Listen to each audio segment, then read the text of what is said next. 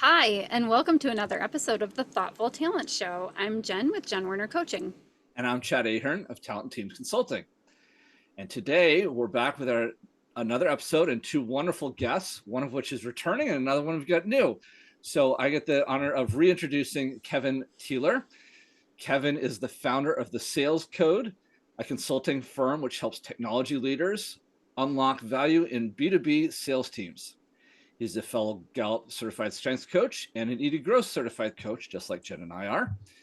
And fans of the show will recognize him from our competition episode. He joins us again today from his home in Bristol, England. Thank you so much for coming back and joining us, Kevin. It's my pleasure. Thank you for such a gracious introduction, Chad. Welcome back, Kevin. And I'm honored to introduce and welcome our brand new guest to the show, Petchell Luepke. So Petchell has 23 years career experience in Washington, D.C., where she worked with two members of Congress. She was a senior executive manager in the federal government, an entrepreneurial, having started her retail business, and a leadership coach and consultant. So as a fellow Gallup-Certified Strengths Coach, she is passionate about championing managers, leaders, teams, and small businesses to create their greatest impact. She is coming to us from her home in Nashville, Tennessee. And if you're searching for her on LinkedIn, you can find her by her full name, which is Dawn Petchell Luepke. Welcome, Petch. Thank you so much. I'm really excited to be here and talk about this talent today. Yeah, so Chad, she set us up just perfectly. We brought them both back on because they have command in their top 5. Kevin, remind me, is it your number 1? It is. Oh yes. My goodness. And Petchell, for you, where does this fall? Number 5. Okay, so to kind of help with the audience of why we brought them on, it's a 15 for me. Where is this for you, Chad? 33, second from the bottom. So I am going to learn a lot today. I've talked to Kevin. Kevin and I our paths have crossed a number of times. So I've heard his command, and I know that there's so much I need to learn and so much I need to understand about this theme because it is so low on my order. So thank you both for coming here and not only educating us, but also our listeners. Yeah, absolutely. And to level set everyone, let's start with the Gallup short description. Can you read that for us, Chad? Sure. So Gallup defines the command theme as follows. People who are exceptionally talented in the command theme have presence. They can take control of a situation and make decisions. And knowing these two the way I do, I know that we're going to get plenty of that today. And I'm looking forward to what they have to share with us. So to start us off and to build on that initial description, I would like us to start by just trying to focus on the command. I know as coaches, we all know that they don't operate in silos. But as we focus just on this theme, I'm curious if you can tell us a little bit about how this shows up for you personally. How does it play out? How might people recognize it? And Petchell, I'm going to start with you. If you could give us maybe some snapshots into what this looks like. Yeah. So command is number 5. And so it is mixed in with my other top 4. And we talked about, I appreciate that you acknowledge we're not just one talent theme. Right. So for me, command is a very strong talent in that other people experience it. And so it's something that, whereas other talent themes might be the thinking themes where it's internal. It's really so, I think people experience it externally. So for example, for me, the way it shows up is when I hear people are stuck somewhere in their life, I immediately want to help them get unstuck and move forward. It's like, I want to stand in that gap. I believe for them that there's possibility where they don't see that possibility. And I get energized and excited. So I have this energy and movement forward, and I get excited. And I think that it's really authentic. And people experience that authenticity. And I think they know that I care for them in this situation and that I'll fight for them and stand in the gap and that I'm for them. And I think people experience that I'm for them. Oh, that's awesome. So, So I see it as like almost like a developing potential in other people because I see something for them. So it's like a developmental tool in a way of like, I see something here that I want to champion for you, with you, and let's explore how we can make that happen. So I have this enthusiasm or energy and excitement, and I don't have a fear of failure, right? Some people, when they're stuck, like things are working for them up until a certain point, right? But they have this desire for something else and they're stuck. And I'm like, I don't have a fear of failure. And I might even explore that conversation. Like, what's the worst that can happen? Let's have that conversation. So that's kind of in short how I just jump in. If you share that you're stuck, I love it. Like command, like every talent theme has a need, right? That's one of the things we have a need, and I need challenges. okay. To be environments where I have challenges. So bring your challenges. Nice. Thanks. Awesome first explanation. I love the initial dive in. Kevin, I'm curious if it shows up similar or maybe in slightly different ways for you, because I know you have a different set of talent themes in and around your command. How does command show up for you personally if you focus just on the command portion of your talent theme blends? I could echo quite a bit of what Petchell said. It was interesting, really interesting listening to that, because you don't often get to meet people with command in their top 5 very often, because it's one of the rarer reported strengths, isn't it, from Gallup? Yeah. Yep. I'm that person that has always been pushed into, and not pushed, but he's been happily, in many ways, pushed into roles to speak up for other people. And so I'm at school. I apart from being the class clown, but I mean that's a different story. That's probably something else in my top 5 that enabled me to do that. I was actually voted the year representative on the student council when I was like 11, I think. Oh, wow. Because I'm the sort of person that speaks up for people, sometimes to my detriment, sometimes maybe sometimes to their detriment. I also stood and ran for president of the student union when I was at university and got successfully elected against the more prominent candidates. So, and I guess that leads into an interest I've always had, which we're not going to talk about this, right? But I am passionate about issues and about being, what I think is right. So politics has always interested me. Big politics, not sport. I hate small politics. The stuff that goes on in companies, corporate politics, jockeying for position, all that stuff. Can't stand that. Really, really annoys me. But I'm talking about what I would call big politics. So, the leadership race in America is going to fascinate me this year. The leadership race in the UK is a big election over here. Those things really interest me. And I think back to what Petchell was saying, actually, speaking up for others that I think are underrepresented, who don't have a voice. I think that's the right side of command. In my professional life, well, I've been a salesman since 1983 when I started selling Yellow Pages. And I have traditionally enjoyed working for smaller companies rather than bigger ones. And the reason I partly because I think the politics issue, because I speak up, I don't always speak up at the right time, learn how to moderate that a bit now. But generally, if I feel there's something going on I don't agree with, I'll be the first one to raise his voice. People look around the table at me and go, well, Kevin's going to say something here, right? And I can't help myself, even if I know it's going to be detrimental to my career. So I've avoided big companies, partly because of that, but partly because I'm a challenger. As Petchell said, I like to challenge. And big companies often have got the market behind them. So I've chosen a difficult path in my career. I would have made more money and been more successful on paper, probably by working for some of the market leaders, rather than taking the ultimate challenge, starting my own coaching business a couple of years ago, which has not been easy running.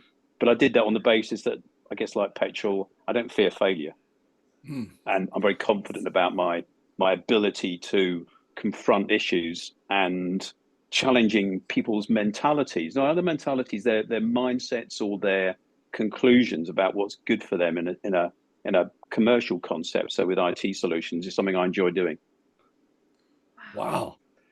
I'm already amazed at the difference about sort of the developer versus the I won't say the traditional version of command, but that challenging, that like challenger, that speaking up for people. And Petchell, you mentioned the speaking up, but I sensed much more of almost a development thing, you know, standing beside somebody and walking and giving them voice versus, you know, kind of almost Kevin's version, which is a little bit more confrontational. Often I know Kevin, so I can say that I know it always comes from a good place, but that Well, not always, Chad. all right, so not always, but most of the time in your conversations with me, I know that it's come from a good place, that you're always looking for the best solution, you know, speaking up and advocating, but it's the advocation versus Petchell. Yours seems a little bit more standing next to and developing them and seeing the opportunities for them. So Wow. I just wanted to highlight the slight gradation I'm seeing and hearing from both of you, which I think is fantastic, and I know is helpful to a lot of our listeners to start to understand this can show up a couple different ways. right? Yeah, and I agree with everything Kevin said. I picked one thing to talk about it because we talk about like kind of the strength of it, right? Right. I think also taking into context. Context is really key here, right? In my facilitation role and coaching role, I think that's how I use it. But it's interesting to me that Kevin really is passionate about politics, because I worked in politics, and I was wondering, since this is an influencing theme, do people with influencing themes are naturally drawn to working in these environments where you're speaking up and advocating? Because I think that advocation. And when I was in the federal government, I mean, I was challenging the status quo. That was really what I was doing. And I was willing to go places where a lot of people, right? The federal government is a huge bureaucracy, right? By the nature of employing millions of people and major, right? And so I went in and I challenged a lot. And I think so I was kind of, it almost has a disruptor kind of experience to it, I would say, as well. So I can do both. I can, Okay. it's also in the way of like, to me, it's like, this is a challenge because it's not working well. And how can we look at making it better? And so Nice. I will disrupt and interrupt the conversation of the status quo, I think. So I think it's in context, right? I gave you asked one way I use Very it. true. I use it different ways. Yeah, sure. And it's about managing it for good. I wasn't trying to put either of you in a box of any sort. I understand it can come out a lot of different ways. I was just noticing the slight variation in how it was starting to come out. I know we'll probably explore more as we get further in this episode. I know Jen's got some great questions for us next about sort of the upsides and downsides of this theme. So I'm going to let her take over and ask the next question. But I appreciate the initial intro to this theme. Yeah, absolutely. And I love hearing that, like, that you're speaking up for others. I think that's such a beautiful place for command to be, because it is helping those who have a quiet voice or maybe are afraid to speak up for others. And, you know, Petchell, knowing you and seeing your empathy and connectedness, I know that if I'm quiet and you're sensing what's going on with me, you're not going to just let me sit there. You're going to say it. You're going to like bring this, you know, out in front of everyone. And Kevin, I heard you say that too. Like everyone sits around the table and looks like, well, Kevin's going to tell everybody what he thinks. So I don't have to say anything because Kevin's going to speak for us. And I think that's such a powerful thing. But I wonder, because this is such a powerful theme, we know all of our themes, no matter what they are, and no matter their strength as far as like influencing versus an executing or a thinking theme, they can take us to dark places and maybe trip us up in life. So I want to talk about that first. And Kevin, I'm going to come to you. Can you share with us and our audience maybe some ways that you feel like command actually has tripped you up, like whether that's a raw overuse or not? Every day. Every day. Honestly, yep, every the day. Truth, yeah. In what ways, Kevin? Well, because it's such a dominant strength for me in being number one, and it sits at the top of this list, and it's something which it can be a very blunt instrument. I mean, it's very easy to overpower people using command, and because again, and people are not used to dealing with it because it's rare. It's not well reported. It's not what, you know, it's down the bottom of the list of the more popular, if you like, strengths. So, you have to remember that people are just not used to people showing up this way. I think also there's certainly some degree of truth in the fact that cultural differences between countries are part of a factor, right? And it's I think it's quite an extrovert theme. If you want to use that we don't like those very binary terms, extrovert, introvert, do we? But it does tend to be an extrovert theme. If you're that confident that you're right about something, sometimes it's really hard to give other people time. I noticed I did it. I mean, I just been chatting to my wife and working from home. She's talking about something, and I've just, something that's got me going. It's a political thing or something, right? And I'm cranked up, and I'm thinking, was that really a conversation, or was I just bashing away at her, right? And so I think that's the thing that I was most pleased about when I got my strengths finder back and really began to understand it. And actually, every conversation I have is understanding it. This is a coaching conversation, so thank you for that. Was actually that, and this is something people confuse a lot, as we know, that listening is not on the list of Clifton Strengths, because listening is a skill. I think it's true to say it's probably easier for some people than others. A friend of mine, because if you're a Clifton Strengths enthusiast, all your friends have done it, haven't they? Really, let's be honest, right? my friend Nick Holbrook, he won't mind me calling him out. Nick's got empathy in his top 5, which is actually quite unusual for salespeople. And he really is a great listener. He's a fantastic listener. But I know with him, I can overpower him. And I've come off a conversation thinking, he asked me my opinion, didn't actually bother to stop and listen to his. So listening is the thing I consistently work on. That's the thing that dials command in, so you can use it responsibly and not as a battering ram. Thank you so much for sharing that. With Activator is another influencing theme. With Activator, high for me, and it's at 5, but it feels like it's at 1. And when it gets going, it's like I was sharing with Chad, it's like the Incredible Hulk. Once he starts turning green and growing, there's no stopping that. Like, it just happens. And then I have to come back and apologize for it. So listening to you talk about your command and that it gets in your way every day, my heart hurts for that from my place of Activator, because I know that feeling of it just being so powerful. There's not a whole lot you can do to pull it back once it starts. The problem is because I don't actually. I love the definition of empathy, the Gallup definition of empathy, which is the ability to sense the emotional temperature in a room. Yeah. Right. I can't do that. I don't have it. It's 33 for me. And I think that's not unusual between command and empathy. They have that huge gap, right? So I really have to work at this thing. So I think command's a great thing. I love it, actually. I think it's super useful, but it's got to be used appropriately. Absolutely. It's got to be used appropriately. Oh, thank you so much. Petchell, I saw you nodding so much, listening to Kevin and feeling those same feelings. Do you have similar, or does it trip you up in different ways?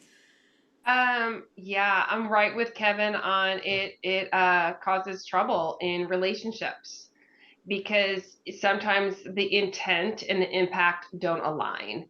I intended to just give you information or ask a question, and my impact was something else. By the way, that person's acting over there. Why are they all spun up?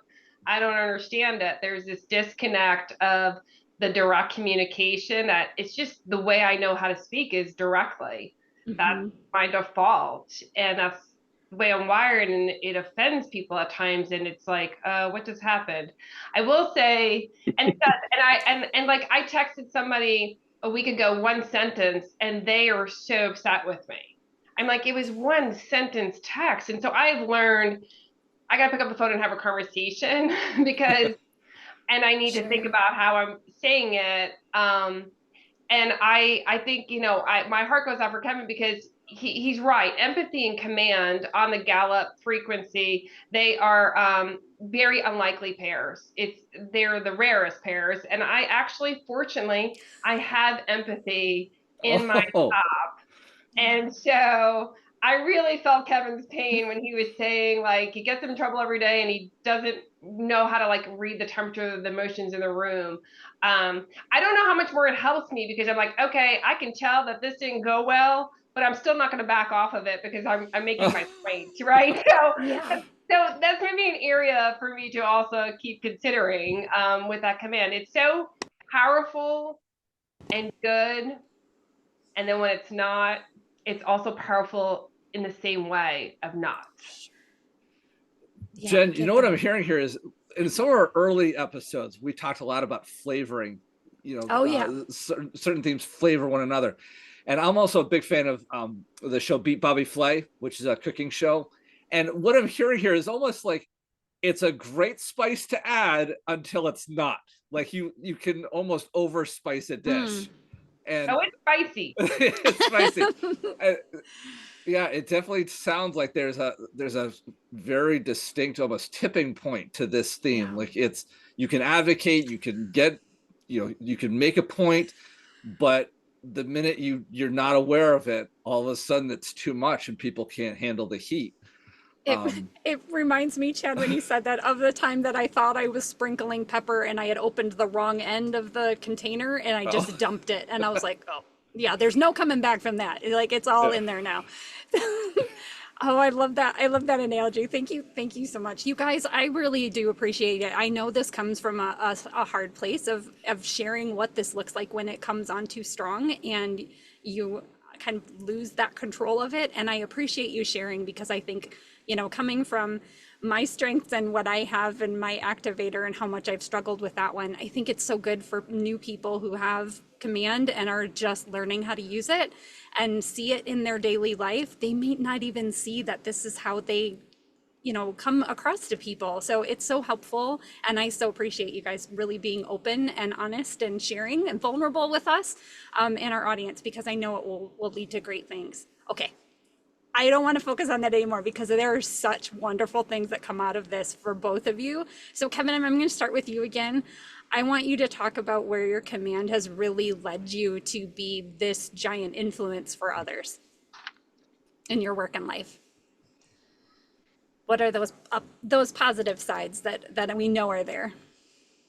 Well, the career that I've had in sales, which has not been always stellar, but has certainly been long and productive and generally fruitful for me. And I think if I was to think back on the thing that I most have enjoyed about the work that I've done over the past 40 years, I guess, it's the people that I've helped to develop. And perhaps I've done that. I've not really thought about this actually until this call. I've not really thought about that in a developing sense because I don't have a developer, which is another Gallup strength, as we know. But I've always been interested in how can I make that person better?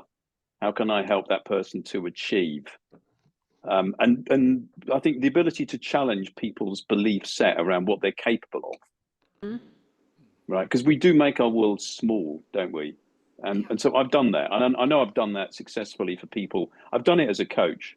I think you have to own up to that. I don't have as a Gallup strength coach, I'm quite unusual in the sense of the strengths that I've got. Sure.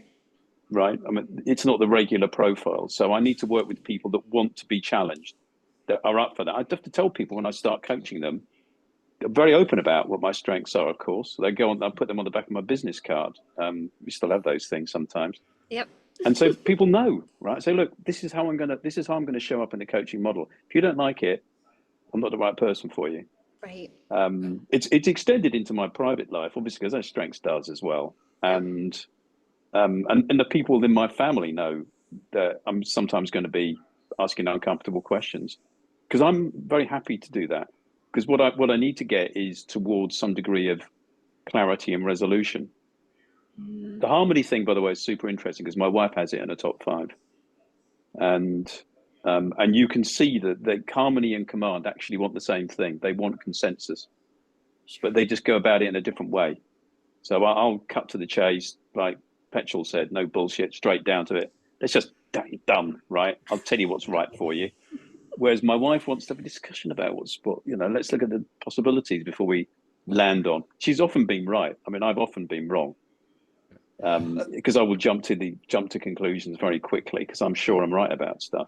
Yeah. Then I'll go and tell people what's good for them.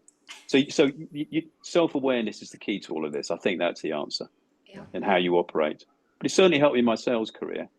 Although it's led me into, as I said earlier, a particular kind of sales career around, the underdog. The David and Goliath battle is the one I love, right? And I wouldn't be Goliath, I want to be David, basically.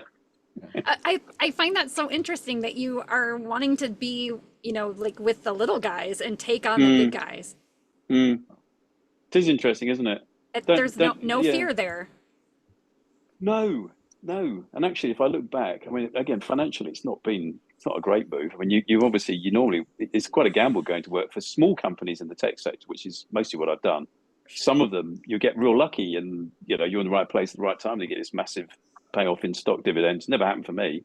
I made good paychecks, but it would have had a commercially more successful career if I'd taken a more proven path. So it's led me down some difficult parts, but also I've taken people with me, and right, and therefore you have to be very clear with the people that you take on missions like that it's going to be dangerous. I'm going to be clear with you about this, right? I'm not going to sugarcoat it for you. I don't want you coming back to me saying I didn't know what it was going to be like, right? Yeah. So I've often talked people out of jobs working for me because I didn't think the mission was one that would suit them.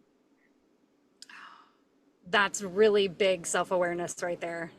Huge. Yeah. Chad, you had a moment where like you looked like you were going to say something. I didn't want to disrupt the wonderful sharings that Kevin's highlighting here, and I definitely still want to hear from Petchell about the benefits of command for her. But the harmony thing really struck me because I do have harmony as my number 4, and Kevin, I think you and I have talked about this in a previous conversation. As harmony is very much about not rocking the boat. Okay, all the energy should be about paddling forward. Let's not deal a ton with the emotional wavelengths of everything. We've talked about emotion already in this episode. But what I was taking away from command is it's almost like they want to rock the boat as much as possible, maybe even flip it over, just to make sure the whole situation has been addressed, rectified, and then we move forward. And I will tell you, the command seems to be coming across as, once we've done all that, now I'm going to tell you which island we're going to paddle to, and don't worry about contradicting that, because I'm going to take charge of this situation. And that goes right back to the initial definition of having presence and wanting to sort of take control of the situation. And so it was just a really interesting highlight when you said it, it's come up with your wife, and the difference between harmony and command, and but that they want the same thing. They're after the practical resolution of something. They just go about it in 2 very different ways. So that was just the reflection I was having as he was talking about harmony. I was like, oh yes, this sounds very eerily familiar. And then I remembered the past conversation you and I had about it. So with that, I do want to turn it over and let Petchell contribute her piece to this. Petchell, absolutely. Positives to this theme? We'll go where no man has boldly gone before, right? Like, I'm not even a Trekkie, but I grew up watching that. Right, it's true. And I would say, I mean, everything Kevin said, it resonates with me. It's like we need to have the polarization and the challenges. It doesn't surprise me the role he's in. He likes the challenge of it. I mean, somebody needs to advocate for the smaller companies. Somebody needs to be in there fighting the fight, right? And so someone with command, it makes sense to me that he would be there. So for me, it's also been in leadership roles. When I went from an individual contributor, I moved up to executive management, and I was sort of like, how did I get here? Like, before I had taken my strengths. That's why I think it's really important to take the assessment, because it gives you this words around and this language and affirmation about, like, this is based in research, right? 50 years of research that Gallup has done around these talent themes. And so there's a science to it. And so when I read my report, when I read command, I was like, that's the thing that everybody's been telling me about. That's the feedback I've been getting. And I couldn't quite understand it, because people are really either compelled towards me and want to follow and are energized by me, or they're really turned off. They're compelled or repelled, right? Like, and it just didn't, I couldn't understand. So all of that is making sense. I think for me, it really helps me in those leadership roles. Like, my boss would, whenever there was a rollout to a major, 3,000 person agency wide initiative, he would say, hey, you get in that mix, pay attention, follow what's going on, be a part of it. I want you on that. And I kept getting put on anytime there was major projects that were maybe off track, behind schedule or wasn't going right, he would send me in. And before I took the assessment, I thought, gosh, why do I'm getting this reputation? Like, you don't want Petchell there because that means your project's not doing well, Oh, right? geez. I Okay. hated it. I hated that. But somehow he recognized in me that was my talent.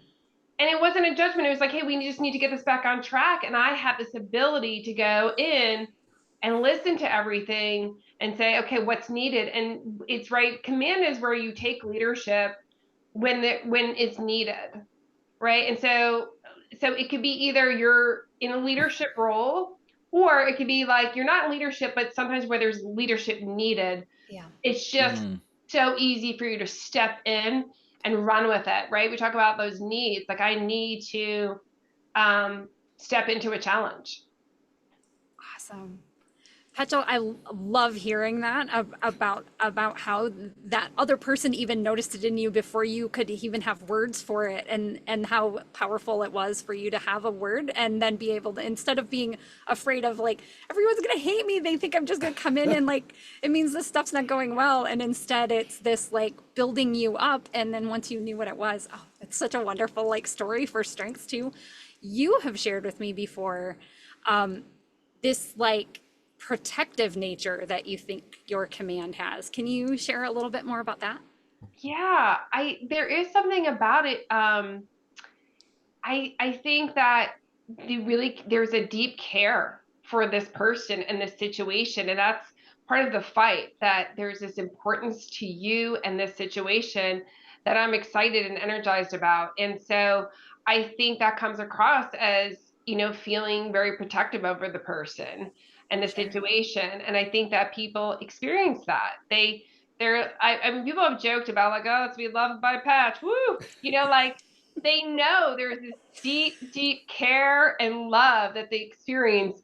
And there's this, she'll tell you what she thinks, right? And so there's this really protective nature by deeply caring about the person in the situation. And what a great way to build trust with others. Like once I know you've got my back and you're gonna fight for me, oh heck yes, I want you in my side and on my corner. Like, because what a huge influence you can make, influence with this. Well, I recommend everybody get somebody with command on their team, on their back. They're going to have your back.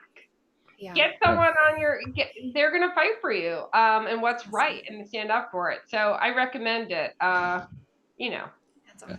Well, it goes right back to what Kevin was saying about sort of championing the underdog. It's that advocation component that I'm really hearing from both of you of, yes, we can be out in front, but boy, we're doing it on behalf of whoever's on our team, in our organizations, for a particular cause. So I think that's what you're sharing here is fantastic. I'm sure we could go for another probably 20 minutes on this conversation. There's so many great benefits of this.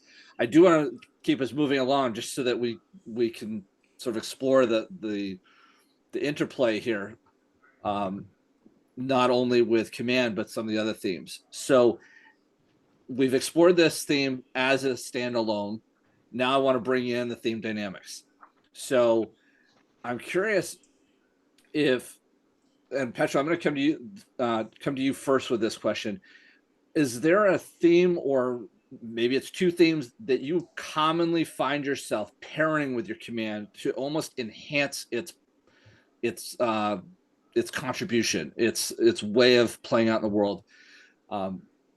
What themes do you tend to find comboing with command? Yeah, thank you for that. So I know Jen was talking about her activator. It's ready to go, right? People with activator can take ideas and move them into action. It's also a very forward moving talent, and it's also an influencing theme. So I think activator accelerates a command, right? It's that moving forward and warp speed, going to warp speed. So I see that a lot. Like, I started my own business and I felt really confident about that. I think that was that activator command combo. I think it's pretty common to I have 4 strategic thinking themes in my top 10. And I think that's strategic thinking, right? So strategic is somebody who can see the path forward very naturally. Mm-hmm. And so you take that with your leadership of command. There is this, I know how to get there and I'm going to go do it. And I'm going to direct people because I know the path and the way forward. So I think that's really just kind of works very, very in sync with each other. And then lastly, I pull them out of my bag and I strap them on. Is my empathy and woo. So we talked a little bit about empathy. Woo is winning others over. It's my number 6. And I think that the empathy and the woo soften command. And I usually need the empathy and the woo to soften it to be effective with other people. I want to be in charge. I want to be right. And I've got to bring other people along with me. So I would say woo helps. Yeah, woo helps it because I need to know who my audience is. Who's this other person over here to win them over? Because I can't win them over the way I want to do it because I would just direct everybody to go do it, right? So I got to win them over. What's going to work for Chad? What's going to work for Jen if I want to bring her with me? And so, and it's, woo is also an influencing theme. And then empathy is a relationship building. So I would say that those are the kind of my activator moves forward, strategic thinking knows the path forward, and empathy woo is going to soften that direct communication in a way that helps bring people along. Nice. Kevin, I noticed you nodding along to most of what Petchell just said. I also know that you are heavily you have a lot of influencing themes in your top 5. I think it's 4 out of 5 if I recall. 8 out of 10, I think. Oh my gosh! Right, so we're going to the whole boat then. Yeah. All right. So I'm curious. You have a slightly different blend than Petchell does. What themes do you go to really get the most at command, or maybe it's even that tempering component? What pairings do you benefit from? Communication is useful because there's one thing telling people what to do, but a message is you've got to communicate that clearly to them and in an articulate fashion, and it can be quite compelling if you're capable of doing that. So one of the reasons I started my own podcast, which Chad, you've been a guest on, is because I know that I'm good at communicating. I don't mean the listening part of it. I'm actually good at speaking. I'm a fluent speaker. I never struggle for words. They always come easily to me. So that helps, I think. The other thing that probably moderates, or the other theme that moderates a little bit, I also have woo, like Petchell. And so winning others over is quite an important theme, as you say, because otherwise, command can be very direct about just go and do that, right? I mean, and I've got self-assurance as well, which means I'm very confident you should go and do that. That is downside in my career as well. Mostly in some of the decisions that I've made, I've been overly confident about, but that's a different story. You're asking me to look at the upside of it, so let's stay on the positive. Relator as well as the other one. That's the only relationship building theme in my top 10. So it's important to me to have close relationships with people. It's quite unusual to have woo and relator in your top 10, right? Because woo is social breadth and relator is social depth. So I think those 3 combined, command, communication, relator, woo, that's 4, isn't it? Those 4 work pretty well together. Wonderful. I love that we got 4 from both of you. So I'm sure our listeners will hopefully resonate with at least one of those. Now that we've put essentially 5 or 6 on the table, you've got some overlap, but hearing the differences and the way they come out is fantastic.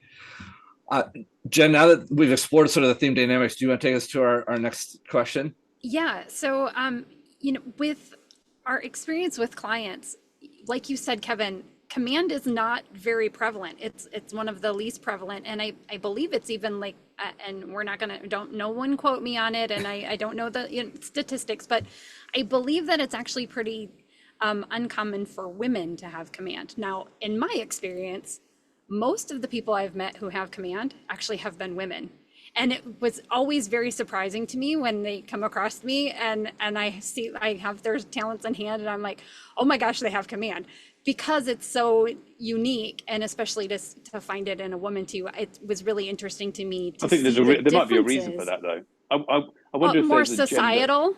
Mm-hmm. Well, I don't know. I'd love to see that. I've actually, frankly, well, off topic to a degree, but I've actually found women easier to coach or better to coach than men, because women are generally, a massive generalization, but it's my experience, prepared to be more vulnerable. There's something about command, which is Yes. confident vulnerability, right?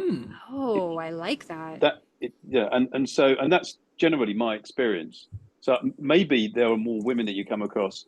Well, because there's more CliftonStrengths coaches that are women anyway, right? Right. And maybe women are just more willing to embrace and be vulnerable about, because you have to be if you're going to, you have to look at your strengths and your weaknesses, right? And they're generally two sides of the same coin.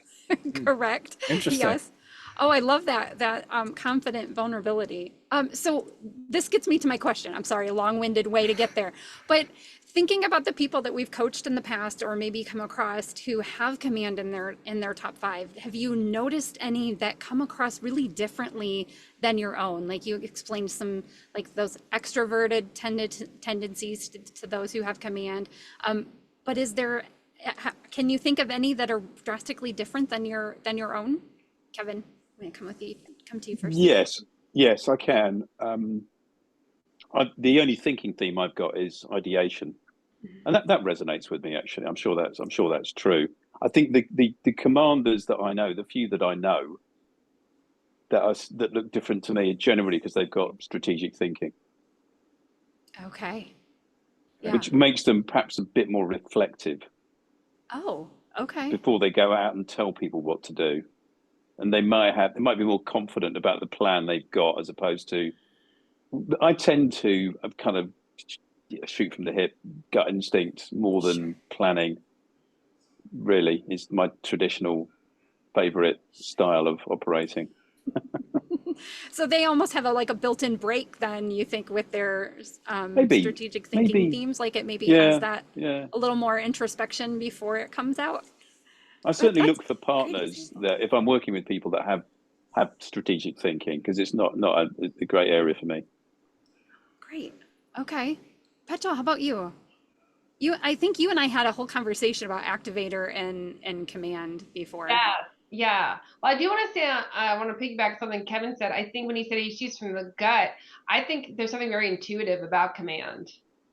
It's kind of interesting. And when we talk about theme dynamics, with my connectedness and empathy, I think all of that just kind of affirms that intuition kind of. And so it's like, I just know this is the right way to go. And that's maybe what drives us to just direct, because we rely on that instinct, that intuitive instinct to just do that. Yeah. And not needing the other people kind of around to affirm us to go, well, it just seems like this is the right way to go. To answer your question though, it's interesting. The people I have come across with who have met with command, they actually tend to be more women and paired with activator. So I do, and I've asked, we were talking about this, I was like, I wonder if Gallup has stats on how many people have the command activator combination, because it's pretty powerful. And it's pretty like, let's move, let's go. So I haven't found kind of a lot of different pairings the way Kevin has. I've seen the command activator, and I've seen mostly with women. I think I've seen command and competition together. So, which I guess Kevin has. I don't have competition. I don't even know where it is in my list at all. I'm not competitive at all. And my family is. So I'm always like, well, I'm going to step back from this. I'm like, that's a place I don't want to have command. I'm like, I could care less about this thing that they're all like, they're not winning, right? Yeah. So I think it's common, maybe command and competition. Who, people with competition, they want to be the best. They want to win. They compare themselves with others. And it's a driving motivator to be the best, right? And so you put that with command. I've seen that combination. And I don't have that. Okay, great. I think the only one I have noticed was a closer family member that has individualization. So a lot of relationship building themes in their top, and then also has command and activator. What was surprising to me is before I knew their strengths, I could see the push, the confrontation, the going at it, but I thought it came from activator. So it was really interesting to me to see the command was so high. And then as soon as I did, I was like, oh, this is why, this is the push behind it. But I just thought that was really interesting. Chad, I know you have an opinion about that, that command versus activator. Well, I'm going to tie it together, I think, a few things that our guests have brought up, and then you're also touching on, which is the rarity of this theme. Yeah. I actually don't have a ton to add to the conversation in terms of specific people, because looking at everybody that I've had workshops and everybody I've coached, I only have about 15 people out of the 300 or 400 people that I've exposed Clifton Strengths to. So it speaks to the rarity of the theme that Kevin initially mentioned. I think that where that comes into the conversation you're bringing up, which is we can often start to dissect actions based on what we think the theme might be because of the prevalence of it. Yep. So that pushing forward, that wanting to move, that wanting to take control, I think a lot of people might associate more with activator instinctively because they have not seen enough of a command, had enough exposure to people with command. Yeah. Once you get the language, and this goes back to both of our guests have pointed out, once they got the reports, they're like, oh, here's the differentiator. This is the language that speaks to command. This is the language that speaks to activator, or Kevin's got pretty much all the other influencing themes in his top 10. But that's the differentiator. And so I think it's sort of not a cautionary note, but just something that leaders and team members should be aware of is if you're trying to outwardly guess somebody's themes, pause. Yeah. You may be misplacing it. If you think it's activator, take a second. Might be command, or might be some of the other influencing themes, or it may even be something like responsibility. So just the awareness and the importance of taking the pause and or doing the assessment is really a place where I think a lot of team members and team leaders should put some attention, because of the rarity. You're not going to see this on occasion. That's why I'm so thankful we have two amazing guests highlighting this theme so well. And I'm super grateful, especially with this being my 33. I'm learning all sorts of new things. I do want to take us to the next question, which just very quickly, is there a particular image or cultural reference or something that you would sort of bullet point as kind of a way that you introduce this theme to people? One example, I'm going to use mine. I tend to think, even with it as low as it is, I tend to think of sort of the bullhorn, announcing this is the direction, or this is the directive I'm giving you. I know the bullhorn can maybe get tied into that communication piece, but there's a directive about it, taking control of the situation. I think of police officers using it, the loudspeakers on their police cars. But I'm wondering, for each of you, is there a similar sort of image or reference that you would use to introduce this theme to somebody, just real quick? Kevin, why don't we hear from you first? If it's used responsibly and with self-awareness and moderating it using some of your other themes, an iron fist in a velvet glove. Oh, that's a good one. I like that. Love it. That's a great one. Yeah, Petchell, where would you go with referencing this for people, especially if they're first-time learners? Well, my husband says he married a lion, so I'm going to go with a lion. Okay. Right. So a lion has such presence, right? I've been on a safari in Africa and Botswana, and it's like you see all these cool different animals, but when you come upon the lion, it's like there's this automatic presence that they have, that you're in the presence of kind of greatness, and they're strong, and they live in community. And they really have a very, like the lionesses have real, they'll fight to the death for their children, for their cubs. There's that advocation part again. Yep. Yeah, absolutely. They will, right? And they're also, the females are actually the hunters. So I think, right, which is kind of like if we look back at our history, men were hunters and the women were gatherers, right? And so the female lion is the hunter. So kind of it's not your kind of traditional. So maybe I'm not I'm kind of presence, courage, strength, and fight to the death for the cubs. Okay. Jen, do you have an image? Yeah, actually, I always think of the person with command being almost like the first responder. So they're the one to be quick Oh. to like jump in during conflict. They're comfortable giving people orders. They're super direct, right? Not afraid to step on toes because that's their job. Like they need to get it done. There's a specific goal in mind. So yeah, the first responder is my image for command. Love that. And I only have that after spending so much time with the two of you and understanding really those, like, otherwise I think I probably would have gone to just that, like, the loud, like, big pointing finger, like, do it, like, I'm in charge. But now understanding the depth of, like, where you guys are coming from and the motivation, I just have really landed on the first responder for you guys. Nice. Jen, do you want to take us to our last question?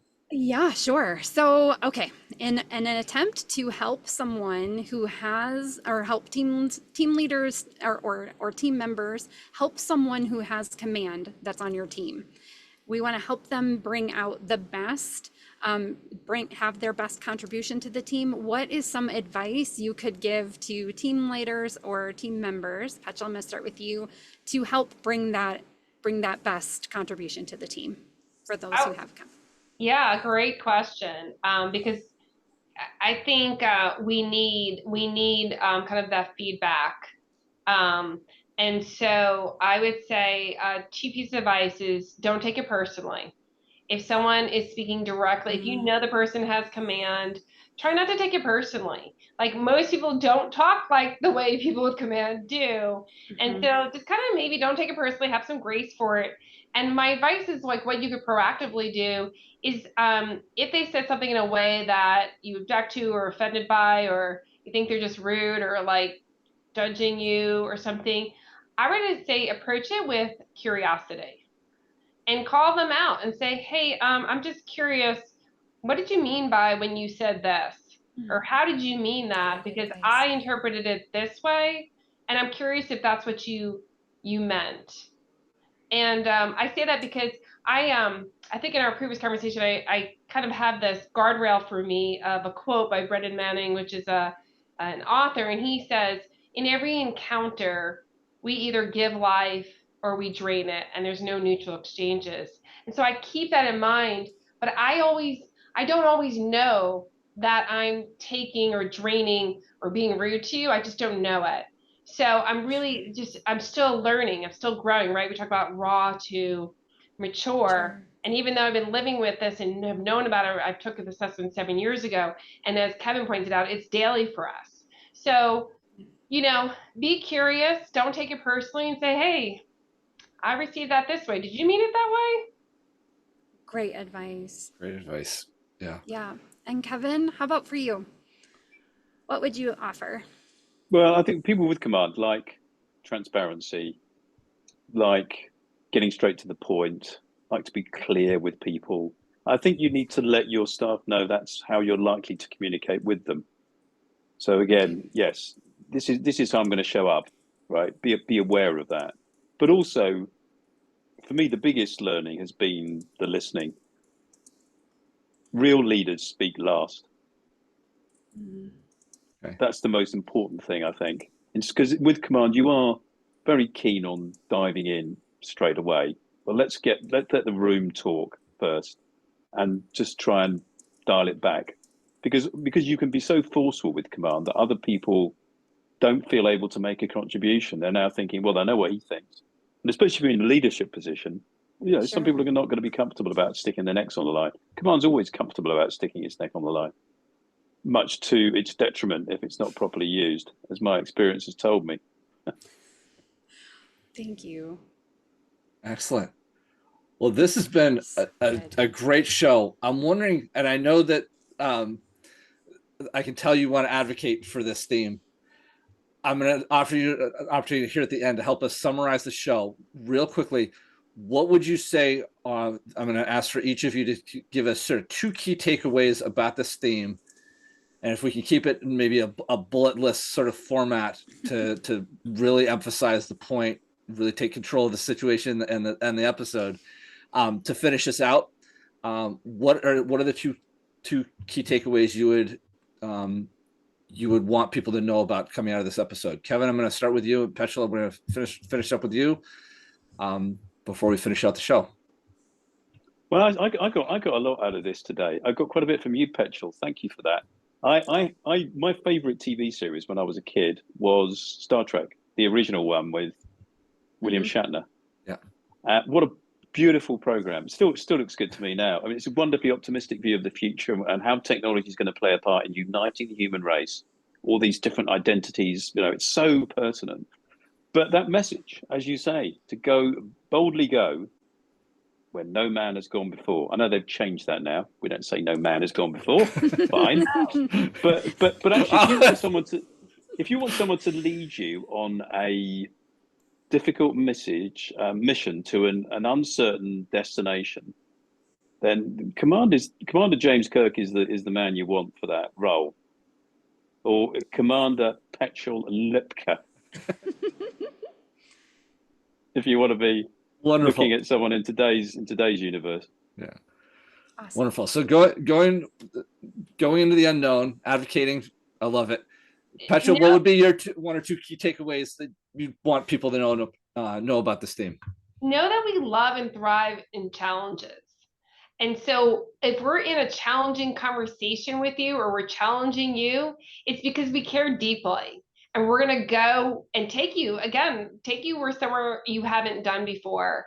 And we're in it with you because we care deeply. So know that's the place it's coming from, and know that we're up for the challenge. Fantastic way to finish out our show. I know both of you have other awesome places to be to advocate for strengths. So I know Jen and I want to say some things to our listeners and subscribers, but I just want to say thank you very much for your contributions and your participation today. But I know both of you have commitments elsewhere. So if you want to jump off and go do and spread the strengths message elsewhere, we just want to thank you for your time and wish you well in spreading strengths and taking your command into your next initiative. So thank you, and we really appreciate your participation today. Thank you guys so much. Thank you so much. Thank you for having us. I'm actually going on a podcast to talk about strengths in marriage. Oh, fantastic. And my husband leads with empathy and I have command. So we're going to have a feisty conversation. Excellent. Well, please give us the link so we can let our audience know. Share that. Thank you. And Kevin, it was so fun. Thank you. It's been a real pleasure. Thank you, everybody. Super Thank fun. you so much for your time, Kevin. It's really been a pleasure to have you back. Anytime. Live long and prosper. All right. And with that, if you liked this episode, we encourage you to leave a review or a comment.